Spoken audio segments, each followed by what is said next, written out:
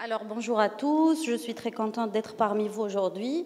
Alors un grand remerciement au laboratoire Ferring de m'avoir associé à cette présentation. Alors moi aujourd'hui je vais vous parler de la LH et de l'ACG. Alors en effet, au cours des dernières années, donc devant une demande de plus en plus importante en aide médicale à la procréation, on se trouve de plus en plus confronté à des protocoles de stimulation qui sont très loin de la physiologie. Et donc du coup, on s'est dit que ce serait bien de revoir un peu les bases physiologiques et essentiellement le rôle des gonadotrophines dans la croissance folliculo-ovocytaire. Alors je vais parler essentiellement de LH aujourd'hui. Pardon. Alors, d'où vient cette LH? Alors, comme on le voit ici sur le schéma, donc au niveau de la base du cerveau, donc on a l'hypophyse qui est reliée par le système porte donc à l'hypothalamus. Donc la LH est stockée dans des granules de sécrétion, donc au niveau des cellules gonadotropes de l'antéhypophyse. Et suite à un stimulus par la GnRH, donc ces granules de sécrétion vont être libérées par exocytose et donc la LH, elle va exercer son action principalement, mais pas uniquement, au niveau de l'ovaire. Donc ce qu'il faut savoir, c'est que dans les protocoles de stimulation, généralement on a tendance presque toujours à associer des analogues de la GnRH, donc afin de contrôler le pic de la LH. Et donc du coup, ceci va engendrer une baisse très importante de la LH endogène bioactive. Alors, un mot de rappel donc, sur le cycle de folliculogenèse. Donc on le voit ici. Donc, pardon. Voilà. Alors, comme on le voit ici, la folliculogenèse est scindée en deux principales phases. Donc, la première phase, c'est la phase qui débute à la naissance. Donc, c'est une phase qui est totalement indépendante des gonadotrophines, qu'on appelle donc la croissance folliculaire de base. Et à partir de la puberté, donc on commence à se développer donc les follicules sous l'effet des gonadotrophines, donc la LH et la FSH. Donc cette phase gonadotrophine dépendante est elle-même scindée en trois phases. Donc on a la phase de recrutement, la phase de sélection et enfin juste avant l'ovulation, donc la phase de dominance.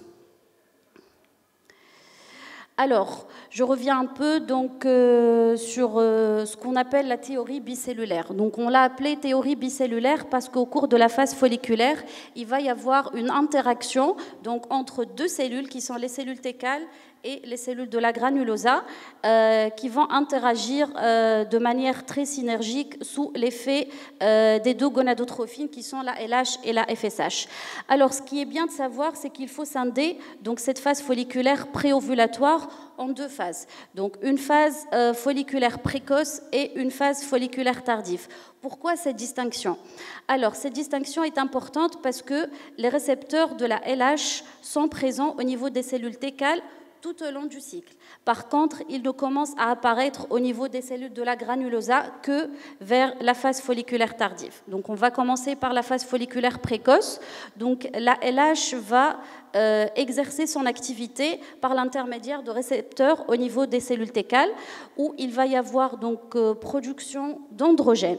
Donc, ces androgènes vont être transférés au niveau des cellules de la granulosa pour être aromatisés donc, sous l'effet de la FSH en oestrogène. Donc, ce qui va changer par rapport à ça au niveau de la phase folliculaire tardive, c'est que les cellules de la granulosa vont exprimer donc, des récepteurs à la LH.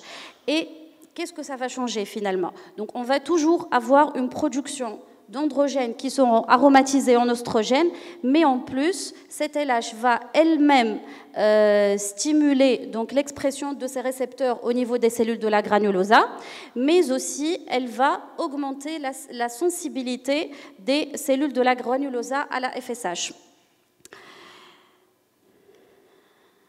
Alors, Ce schéma résume très bien ce qui se passe en physiologie. Alors, il faut garder en tête un concept qui est très important, c'est que la majorité des follicules ovariens sont destinés à ce qu'on appelle l'atrésie folliculaire ou l'apoptose. En fait, réellement, à chaque cycle, dès la naissance, il y a beaucoup de follicules qui vont entrer en croissance, mais finalement, la majorité de ces follicules vont avoir comme destinée finale l'atrésie.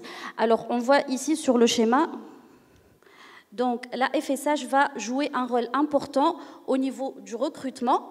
Par contre, le rôle de la LH va essentiellement être capital ici au niveau de la phase de la sélection. Donc il faut garder cette notion en tête parce que c'est là que les récepteurs de la LH vont apparaître au niveau des cellules de la granulosa et que le follicule va acquérir sa compétence au développement. Alors, d'où vient cette activité LH? Alors, il faut savoir que cette activité LH, on peut l'avoir soit de la LH elle-même, bien évidemment, mais aussi de la CG.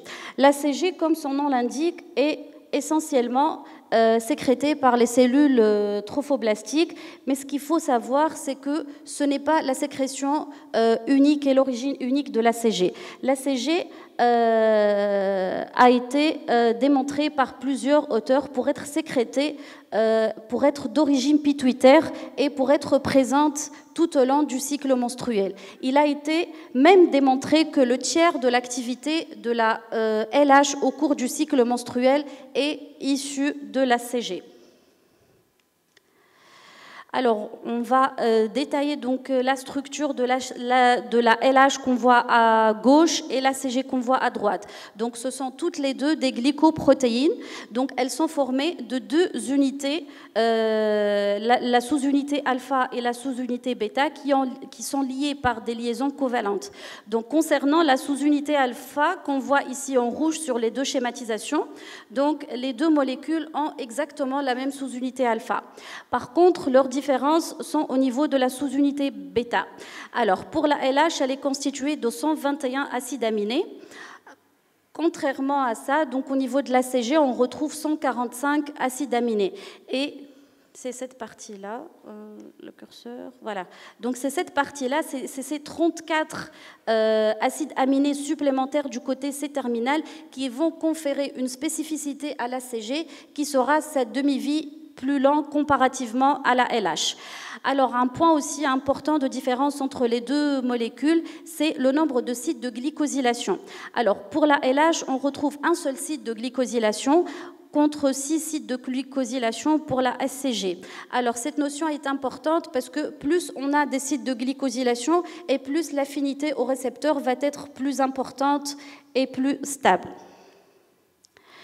Alors, donc, la CG et la LH donc, vont exercer leur activité biologique qui sera commune par un récepteur qui est le même finalement.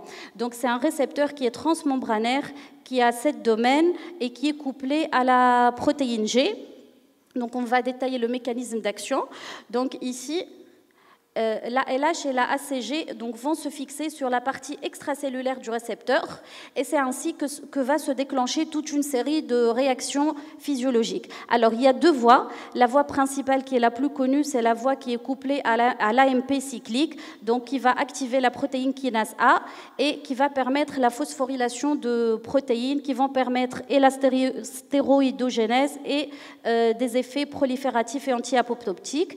Il y a aussi la deuxième voie ici qui est peut-être moins connue, c'est la voie qui est associée à l'API 3K qui va aussi finalement arriver à la phosphorylation de protéines et à avoir les mêmes effets.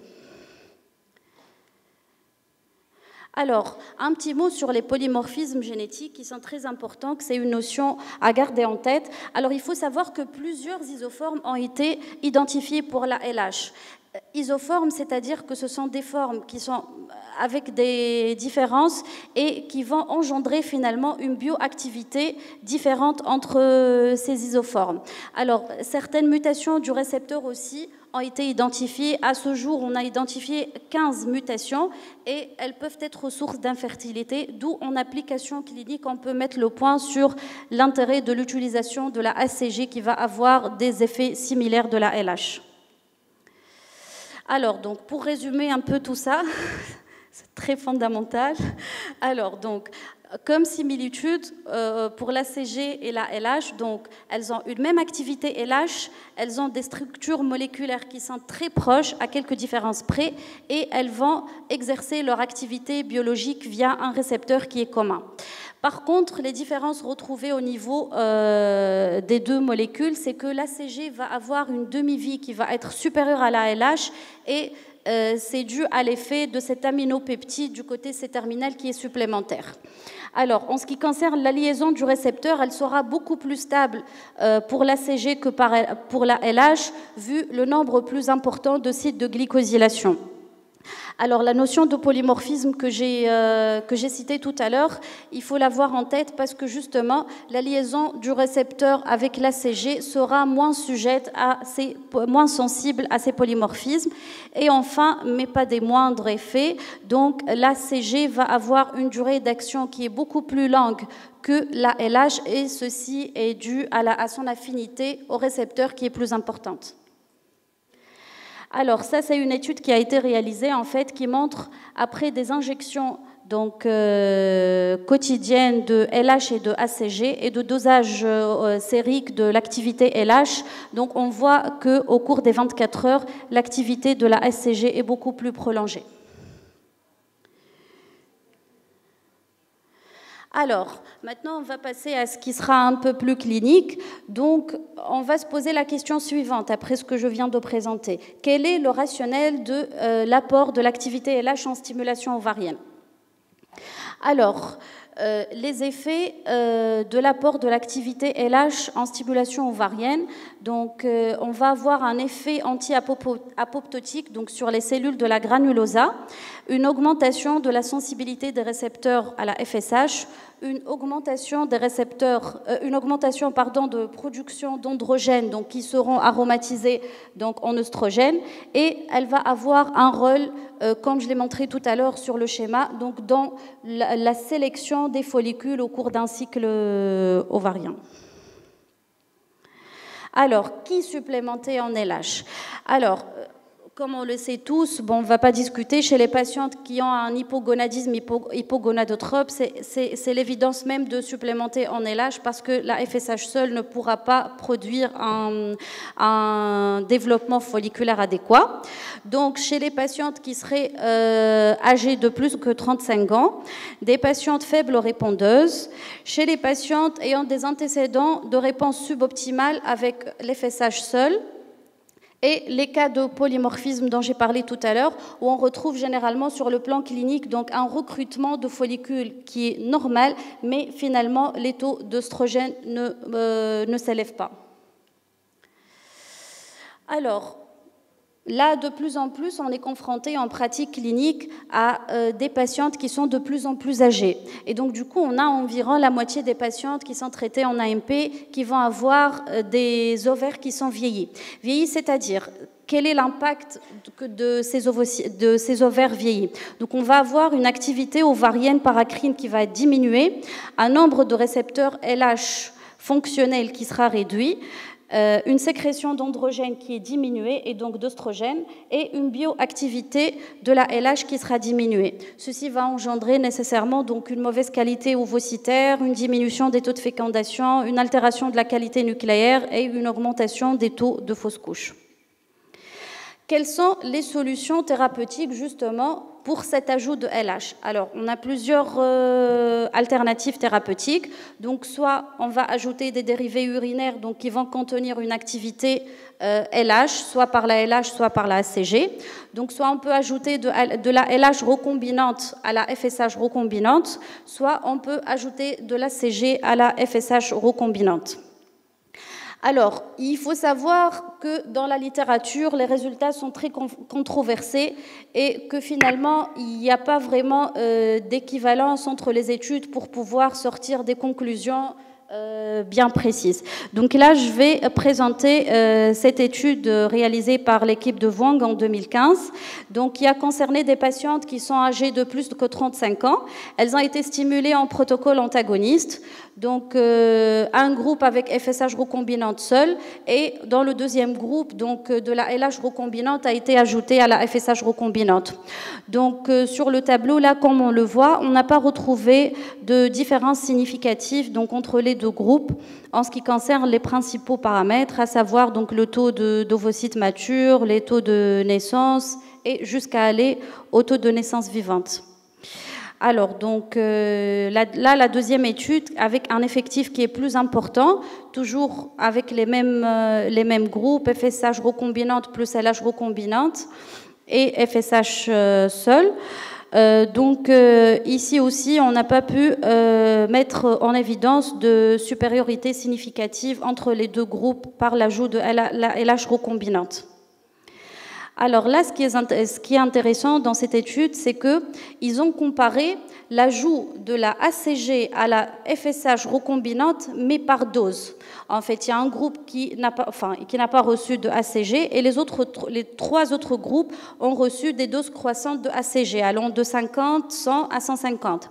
Et il a été retrouvé que finalement, la valeur de la ACG sérique était corrélée aux doses administrées en ACG, et ceci était significativement corrélé au taux sérique de ACG. Donc en fait, il y a un effet qui est dose dépendant. Alors ça, c'est une deuxième étude donc, qui a comparé un dérivé urinaire versus donc, la FSH recombinante. Et sur cette étude aussi, ce qui a été retrouvé et ce qui est frappant, c'est que la significativité en termes de taux de grossesse a été retrouvée avec un effet qui est dose dépendant. Donc finalement, dose dépendant, c'est qu'il faut prendre en considération le taux de LH ou de ACG dans la molécule qu'on va ajouter pour avoir justement cet effet souhaité d'activité LH. Alors, est-ce que justement tous les dérivés urinaires se valent en termes de quantité et d'activité ACG ou LH? Alors, ce qu'il faut savoir, c'est que les processus de fabrication des dérivés urinaires sont très différents d'une molécule à une autre. Donc, il y a les HMG classiques, il y a les HMG qui sont hautement purifiés. Hautement purifiés, là, on voit sur le graphe, donc, pour la haute purification, il y a 4 étapes qui sont supplémentaires par rapport aux HMG classiques, et c'est au cours de cette étape qu'il va y avoir en fait une concentration en activité ACG. Alors, il y a Wolfenson donc, qui a fait une étude, justement, il a comparé plusieurs dérivés urinaires en essayant d'établir donc, une homogénéité lot à lot et en essayant de comparer la composition en LH et en ACG des différents dérivés urinaires. Alors, cette homogénéité a été établie, mais pas pour toutes les gonadotrophines urinaires. Alors, comme on le voit ici sur le tableau, donc pour la première HMG, alors le curseur, voilà. Donc, on a retrouvé dans un lot donc 13,4 d'activité LH, 13,4 unités en activité LH et 3,3 en activité ACG.